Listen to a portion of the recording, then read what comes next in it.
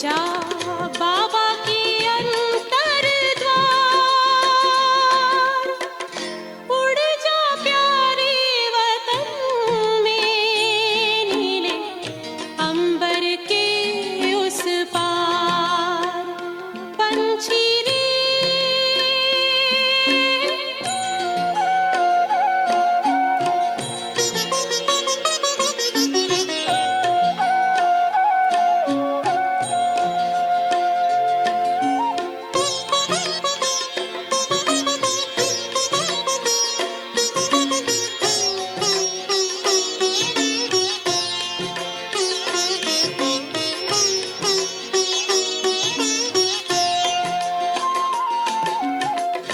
पंचेंद्रिय का छोड़ दे बंधन, तन मन से तू हो जा समर्पण।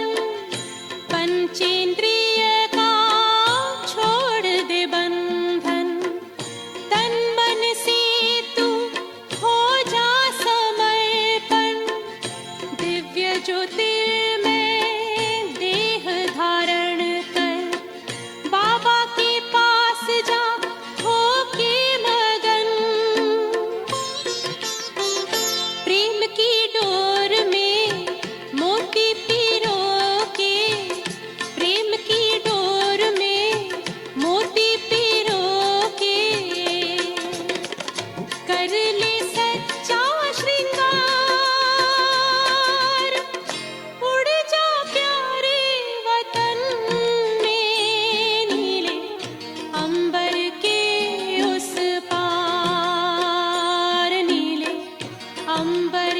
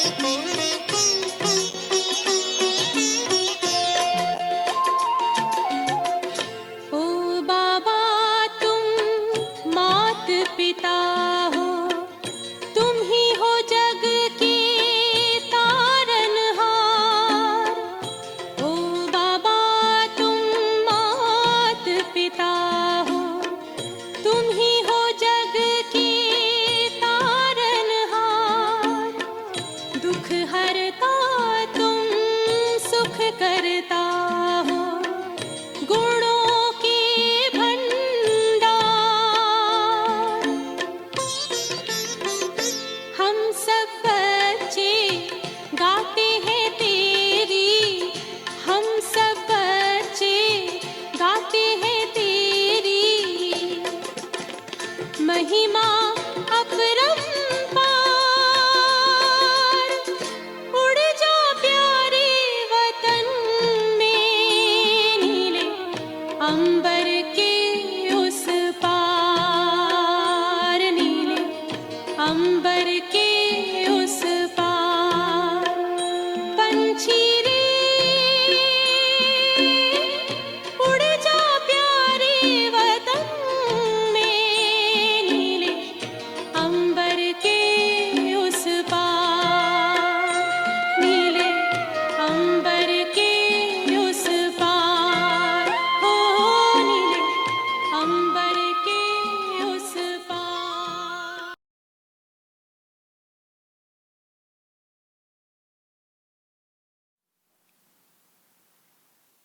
बाबा के पास वतन में भोग लेकर के पहुंची। नुमा शाम का समय बाबा विशेष अपने भक्तों के पास, बच्चों के पास चक्कर लगाने के लिए निकलते हैं। तो मैं जैसे ही वतन में पहुंची, सामने बाबा को देख मैंने कहा, बाबा आज एक बहन ने अचानक कल शरीर छोड़ा है, उनके निमित्त सभी की याद और भोग लेकर के आई हूँ। एक सेकंड बाबा हमारी तरफ देखने लगे। बाबा ने कहा कि बच्ची, ड्रामा का खेल, अचानक का पाठ, इसके बारे में तो बाबा ने कई बार अपने बच्चों को समझाया है। बाबा ने कहा कि उसके साथ साथ बाबा ने बहन को भी इमर्ज किया वतन में। बहन जैसे कि शांत होकर के बैठी हुई थी।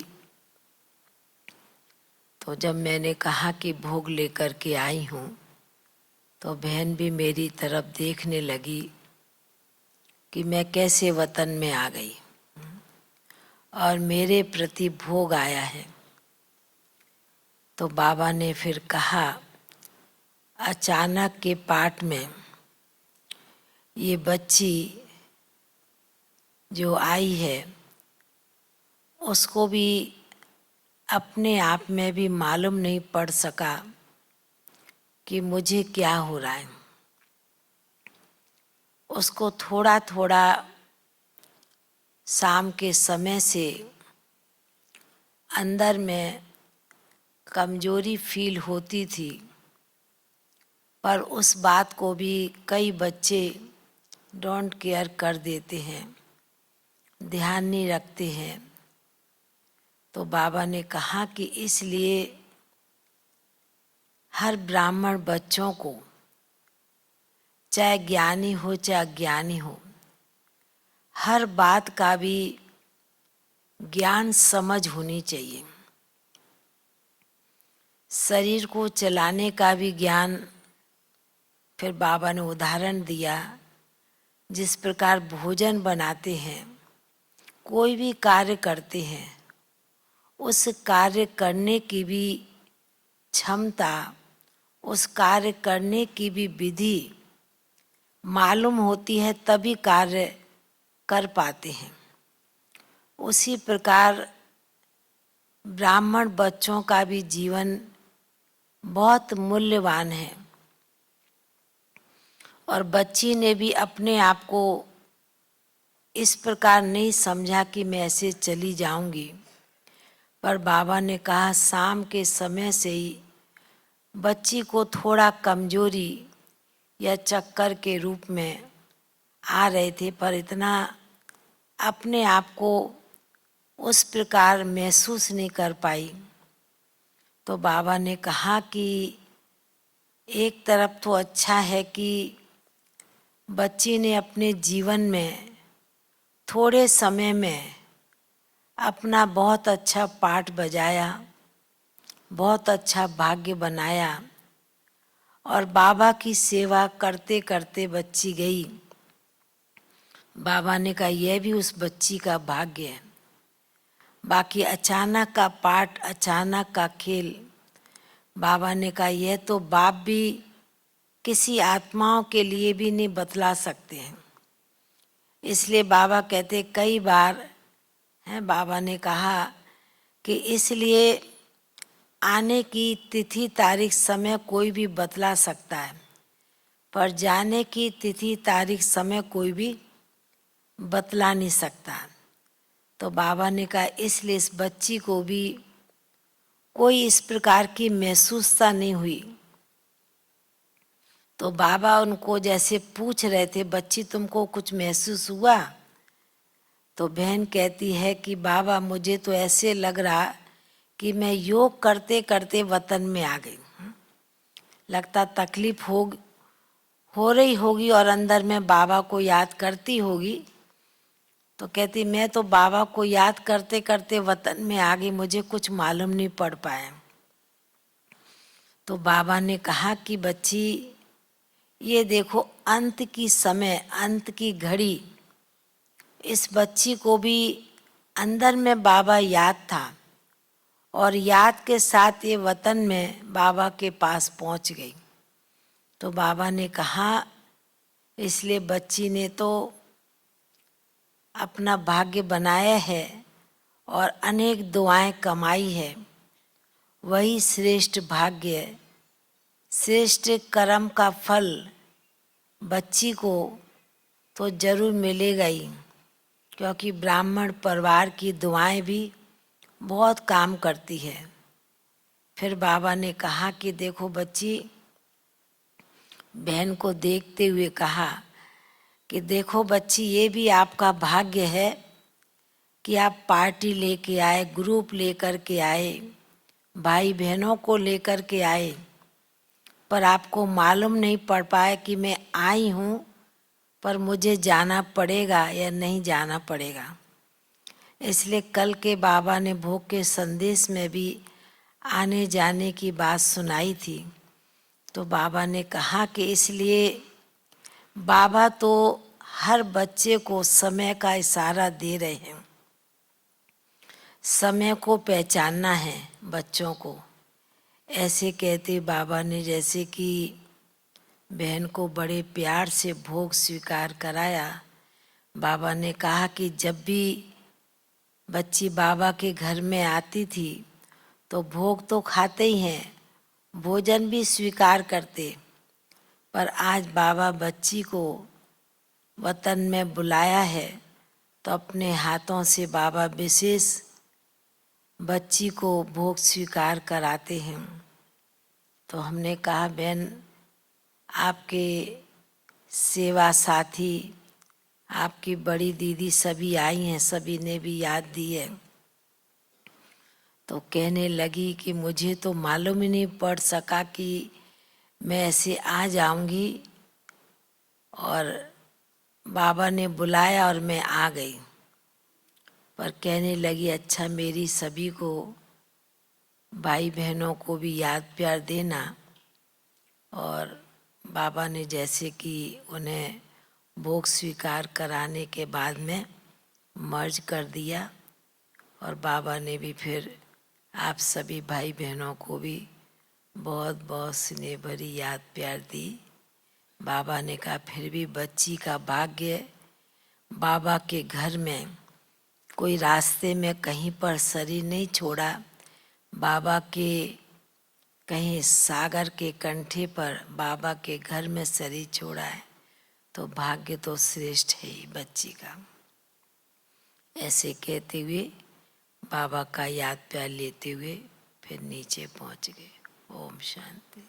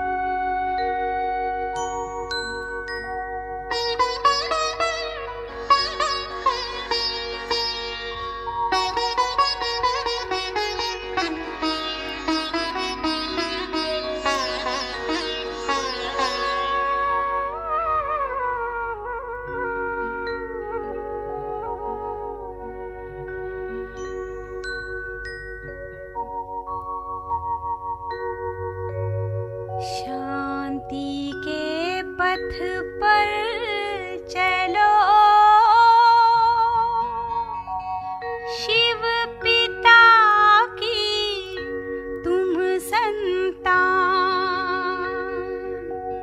शांति है स्वधर्म तुम्हारा,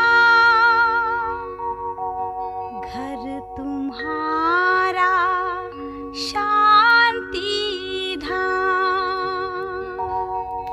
शांति के पथ पर चलो, शिव पिता की तुम संतान। शांति है स्वधर्म तुम्हारा, शांति है स्वधर्म तुम्हारा, घर तुम्हारा शांति धाम। शांति के पथ पर